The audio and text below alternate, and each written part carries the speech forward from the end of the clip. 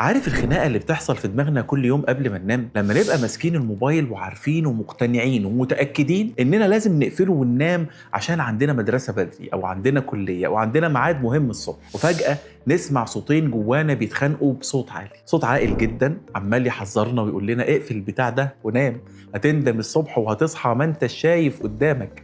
احنا متفقين ان احنا نلتزم، وصوت تاني بيرد عليه بمنتهى البرود: يا عم فكك، احنا مضغوطين تعبانين طول اليوم، محتاج افصل دماغي شوية، 5 دقايق بس وهقفل. الغريبة ان الصوتين دول هم انت، بتقف تتفرج على الخناقة دي جواك وانت متكتف لحد ما غالبا بتستسلم للصوت التاني، تصحى تاني يوم مرهق وتعبان وما عندكش طاقة تعمل اي حاجة. طيب ازاي بنبقى عايزين الحاجة وعكسها في نفس اللحظة؟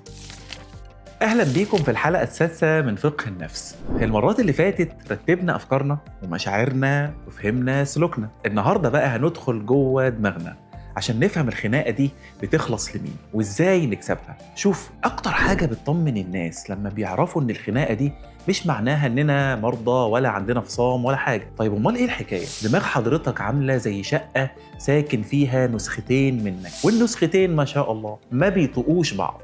النسخة الأولى خلينا نسميها إحنا ولاد بكرة، ده الجزء الواعي اللي ساكن في مقدمة دماغنا، ده المدير العاقل اللي بيخطط، اللي عايزك تخس عشان صحتك وعايزك تنجح وتقرب من ربنا سبحانه وتعالى، ده اللي دايما باصص لقدام، باصص للمستقبل. النسخة التانية اللي هي إحنا ولاد النهاردة، وده الجزء البدائي اللي ساكن في أعماق دماغنا، ده بقى ما بيفهمش يعني إيه لا مستقبل ولا صحة ولا التزام، ده بيفهم لغة واحدة بس: أنا عايز أتبسط ودلوقتي حالا وبس، أنا محتاج أرفه عن نفسي شوية، دماغي تفصل حبة كده. لما بيحصل أي صدام بينهم غالبا إحنا ولاد النهاردة هو اللي بيكسب. طيب ليه هو اللي بيكسب؟ لأنه هو بيملك سلاح المشاعر والإلحاح، يخليك تاكل حتة الحلاوة دي أو تفتح السوشيال ميديا وتأجل شغلك. بعد ما تخلص وتضيع وقتك يصحى إحنا ولاد بكرة ويمسك العصاية وهاتك يا ضرب لغاية ما يبان لك صاحب: شفت انت فاشل، انت ضيعتنا، مفيش منك فايدة. المشكلة بقى اننا بنتعامل مع الخناقة دي بشكل غلط تماما، بنتخيل ان الحل اننا نسكت النسخة اللي عايزة ترتاح دي بالعافية. خناقك مع نفسك بالشكل ده بيعمل حالة استنزاف لطاقتك جوه دماغك، تيجي على نص اليوم تلاقي نفسك استويت، تستسلم تماما لأي عادة غلط. وارجع لحلقاتنا السابقة. طب ايه الحل؟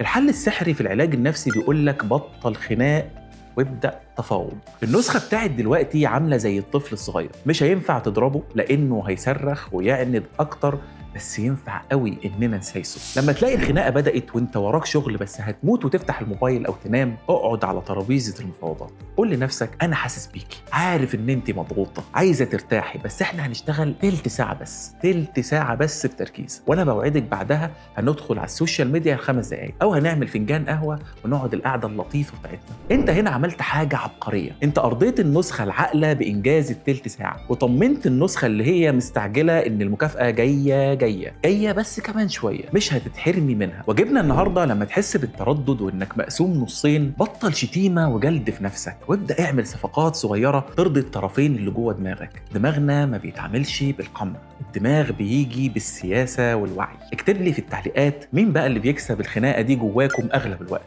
ولاد النهاردة ولا ولاد بكرة؟ ولو عندك أي سؤال أو استفسار اكتبهولي في الكومنتات، إن شاء الله نخصص يوم للرد على استفساراتكم. أشوفكم الحلقة الجاية من فقه النفس واللي هنتكلم فيها عن ضغوط الحياة. سلام.